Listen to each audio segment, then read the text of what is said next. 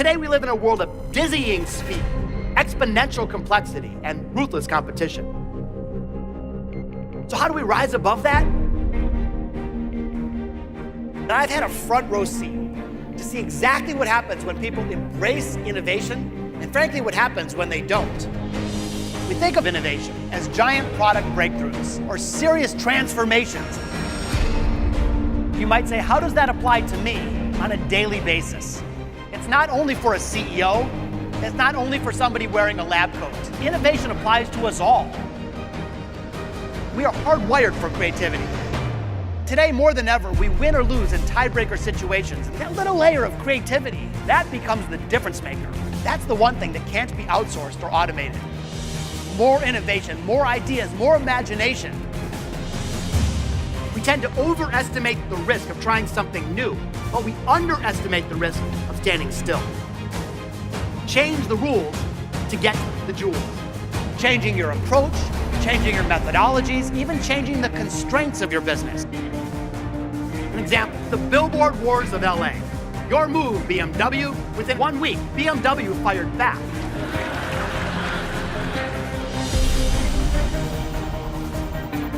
There are times that we owe it to ourselves to take some responsible risks. Here's my suggestion. Pause and ask the question, instead of A, B, or C, is there a D, is there an E, or is there an option X? Now is the time to prioritize this gift of human creativity. Let's make today our jumping off point. Ideas are contagious. One idea becomes 6 ideas, becomes 11 ideas. You create momentum, and that momentum becomes unstoppable.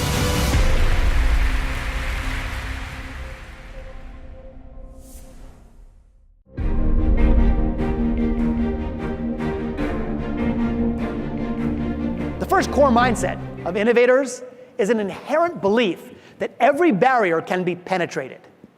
In other words, no matter how difficult an obstacle may feel, the Elon Musks of the world, the Thomas Edisons of the world, it's not that they're smarter than any of us, but they just keep going forward. They believe there's got to be a creative workaround. There's got to be some way to scale the mountain. And if they throw enough imagination at a problem, eventually it will melt away. Now, the good news is we need not be starting our own company to think like this. We can apply this in just about any situation. Fun example from a little north of here up in Canada. So a couple months back, an Air Canada flight got stuck out on the runway at the Toronto airport for 7 hours due to weather. Those poor passengers. Well, once they gobbled up all the peanuts and they drank all the booze, they were getting pretty frustrated. They're texting their loved ones, they're tweeting, they're complaining, they're begging the flight attendants. They're saying, look, you at least have to give us some food. Well, an Air Canada flight attendant gets on the horn and says, ladies and gentlemen, I'm sorry, just nothing that can be done. Nothing that can be done. Well, a nearby WestJet pilot had a different idea. You see, he believed that every barrier can be penetrated. He realized that, yes, his job description was pilot, but his secondary description was disruptor, to serve customers, to grow their company. So about 45 minutes later, he wheels up one of those metal staircases to the plane, climbs up the stairs, bangs on the door, and when they open up the door, to their surprise, the guy's sitting there holding an armful of pizza. And it enabled amazing tweets like this one. Check it out. Awkward but funny moment. WestJet guy walks in and says, hey guys, I'm from WestJet, and we do things differently. Want some pizza? Think about the impact that was created in that moment, not just for the couple hundred people on the plane, but for the thousands that saw it as this went viral. This is what happens when we believe that every barrier can be penetrated. There's always a creative workaround.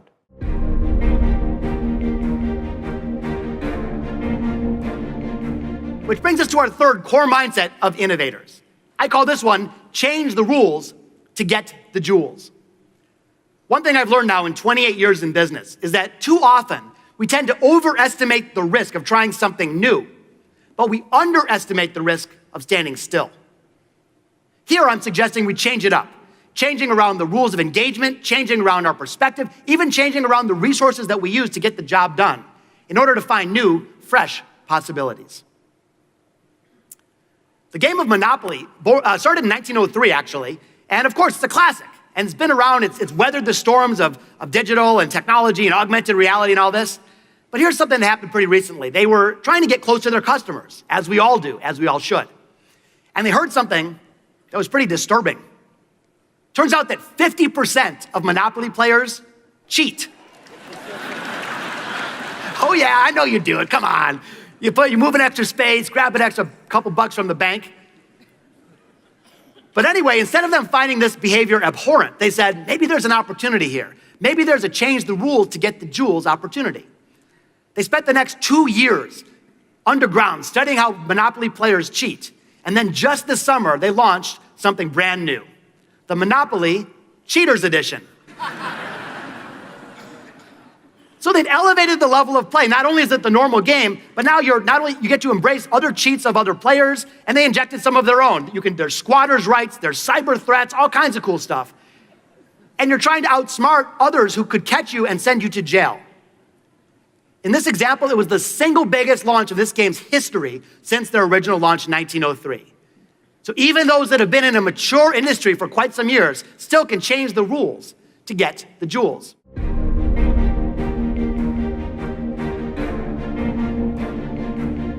A couple other fun examples for you. A video killed the radio star thinking in action. St. Regis Hotel, Washington, D.C. Like many of us, they were looking around their business, trying to reimagine, trying to reinvent. And they started staring at that empty closet. The closet that's in every one of your hotel rooms if you're not from the local Boston area. Now, just like everyone else, they stared at the closet. Now, most people look right past it, but they said, maybe there's an opportunity. Maybe there's a video killed the radio star right here. Here's what they did. They partnered up with luxury retailer Neiman Marcus. And now, when you go to check in, before you arrive, you're sent an email survey asking about your size and your fashion preference. When you walk into your room and open up the closet doors, it's no longer empty, it's stocked with hand-selected goods just for you. Try them on in the privacy of your room. If you like it, keep it. Walk off with it, auto-charged your hotel invoice. If not, just leave it in the room. So because they had the courage to look at something that everybody else looks at in a new way, they were able to create a brand new revenue stream, activate a dead space, did it with no capital since they partnered with Neiman Marcus, and created competitive differentiation. Video killed the radio star in action. Now, this can be applied to nearly any industry. Imagine for the sake of argument that you ran a tour bus company. Your tour bus would look like this, because that's the way they all look. The problem is there's a design flaw, that center aisle. At any point, half of your customers have an obstructed view. Now, you'd probably say, well, what can I do? That's just the way tour buses are. And you may be saying that same phrase in your own industry. Interestingly, a New York operator had a different idea. He said, maybe there's a video killed the radio star approach. Check out his tour bus. So here they installed stadium seating, a big wall of glass so everybody has a gorgeous view instead of a blocked one. And it allows them to coordinate fun things, like street performers at various stops along the route.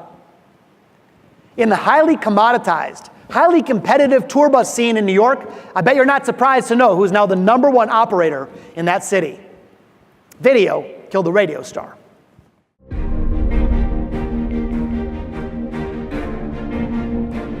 All right, let's move on and take a look at our second core mindset of innovators. This one I like to call video killed the radio star. Many of us remember the song, 1979 actually, first song ever played on MTV, appropriately so. Here's what it means for us. It's about letting go of the past in order to seize the possible. It's a willingness to defy traditions, challenge underlying assumptions, and lean into new possibilities. As I was building my own company, I had a saying. I would repeat it again and again and again, that someday a company will come along and put us out of business. Might as well be us. Video killed the radio star. One of the most innovative ice cream companies, of course, is Ben & Jerry's. Kind of wonder, how do they stay so innovative? Well, one of the things that they do is that they're willing to let go of what was to make room for new, fresh ideas. So when a flavor is no longer successful, they bury it.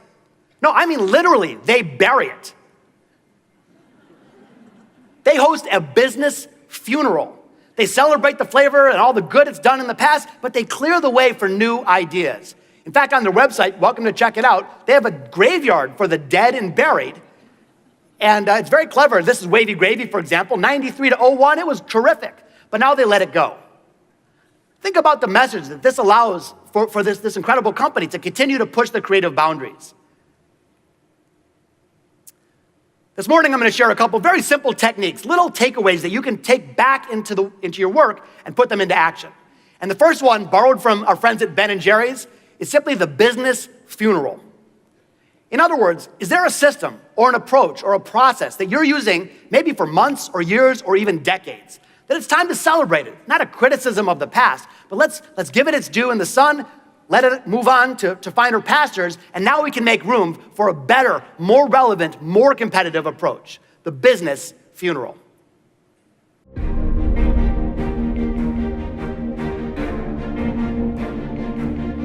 Which brings us to our next technique. When you make a decision, big or small, even how to behave on a telephone call, the way the mind works is we limit the choices. We make it a multiple choice. We say, okay, I could either do A, B, or C. And A, B, and C, those are the obvious, easy answers, the things you've always done before. But here's my suggestion. Instead of automatically choosing A, B, or C, ask yourself, wait a minute, is there a D? Is there an E? Or I like to say, is there an option X?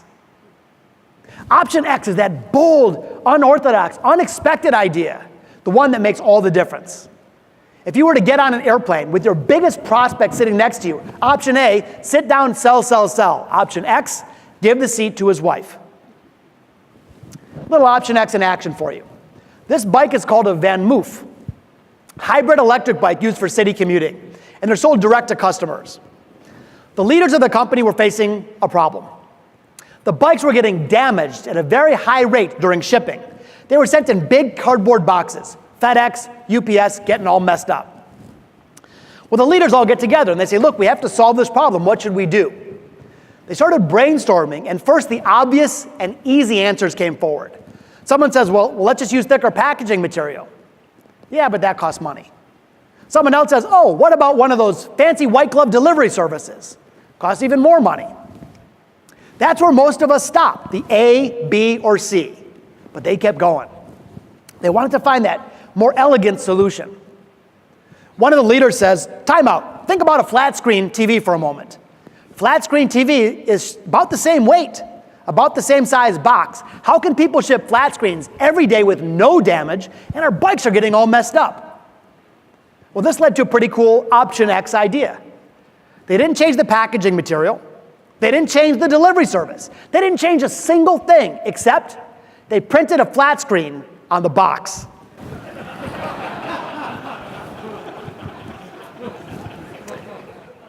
That's it, little extra ink. And the results?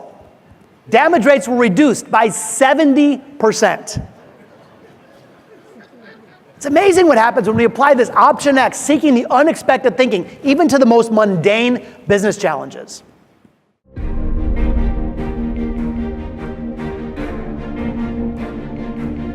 Which brings us to our next core mindset of innovators. This one is around seeking the unexpected. Instead of doing things the way that we're expected to do them and look and behave and act, maybe it's time to seek the unexpected, because those that make history never follow the previous path. An example, Los Angeles, California, a billboard goes up. Your move, BMW, the entirely new Audi A4. I think this was a rhetorical question. I mean, the whole point is, there's no way BMW could respond to such a cool new car. Except BMW is an innovative company. They know how to seek the unexpected. Within 1 week, in the identical sight line to this billboard, BMW fired back. And they did it with this.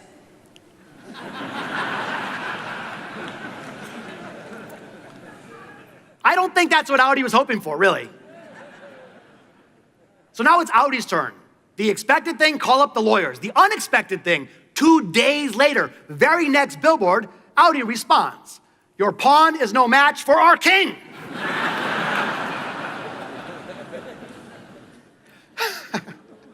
So this launched the billboard wars of LA. Both companies kept volleying back and forth, trying to outdo one another. And frankly, both companies won because they both knew how to seek the unexpected. It did get a little weird after a while.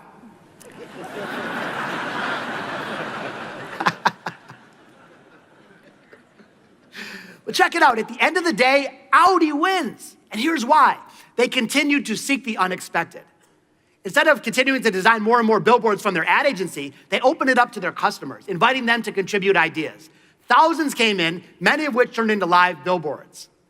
So think about that. They engaged their customers so much, they got them writing ads.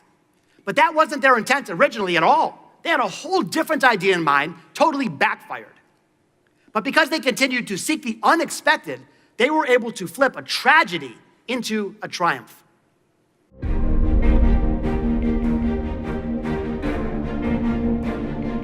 I'd like to, if I may, bring it all home for you with one final story. This is a man named Kos Marte. Kos grew up on the Lower East Side of Manhattan in New York City in terrible conditions. He was raised below the poverty line.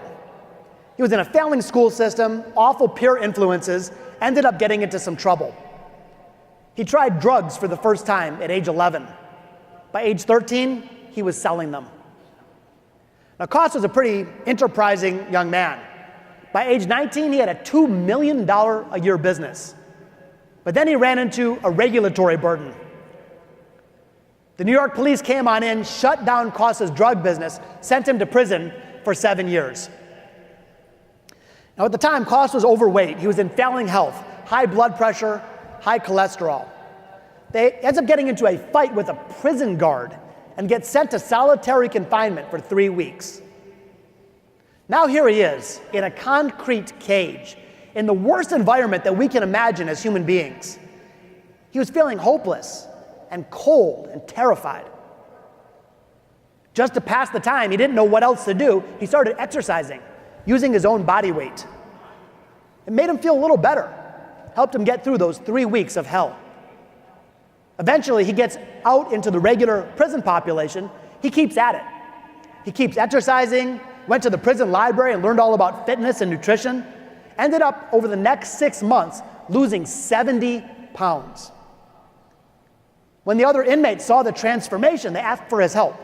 So Kos actually spent the rest of his time in prison helping other inmates take care of themselves, get in physical condition, build self-control.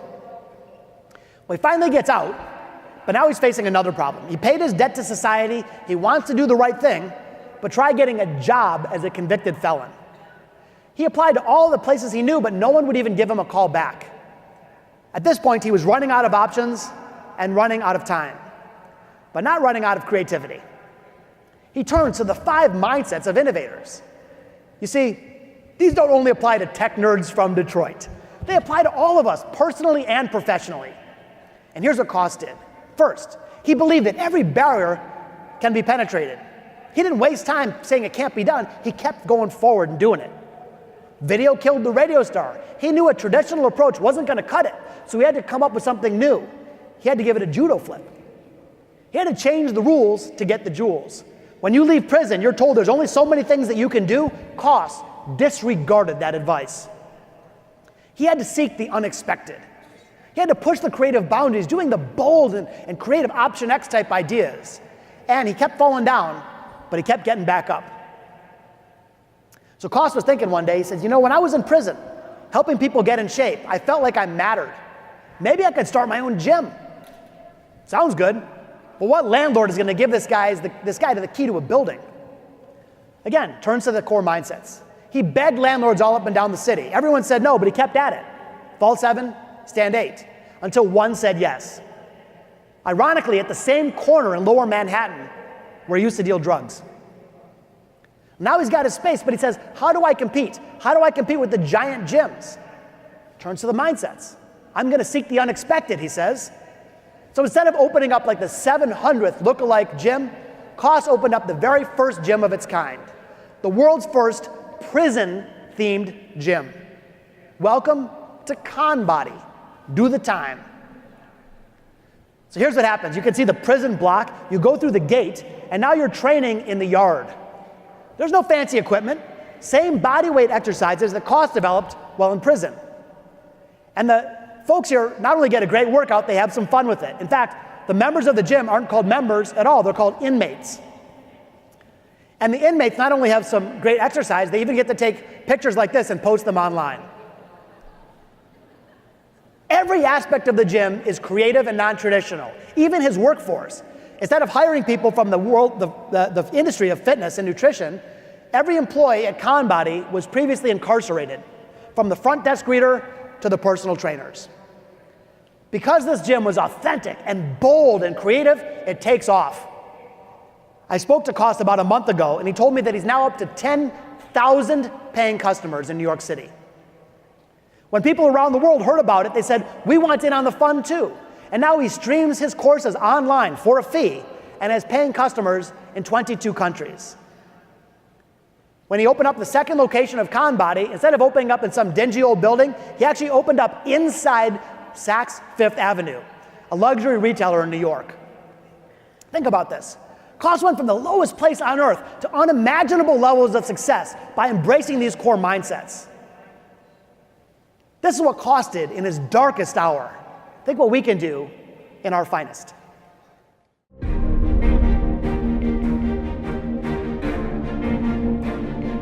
So how do you bring it back and how do you put it into action?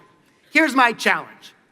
In the next 7 days, while these ideas are still fresh in your mind, see if you can uncover just one.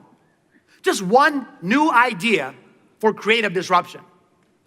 You don't have to execute it next week. You don't have to fund it or get approval. In fact, it doesn't have to be a big thing. It can be a little teeny thing, the way you prospect for a new client or the way you send a proposal.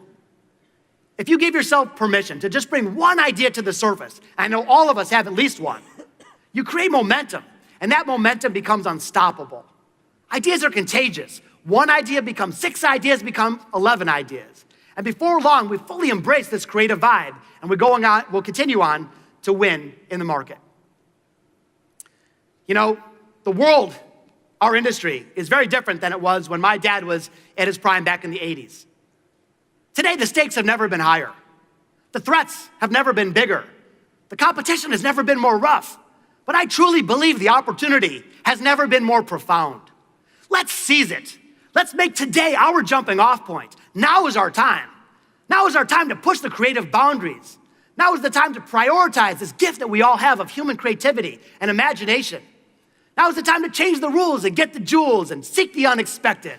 And if we fall down 7 times, let's get back up 8. And if we can do that, truly our best days will be yet to come. Thank you.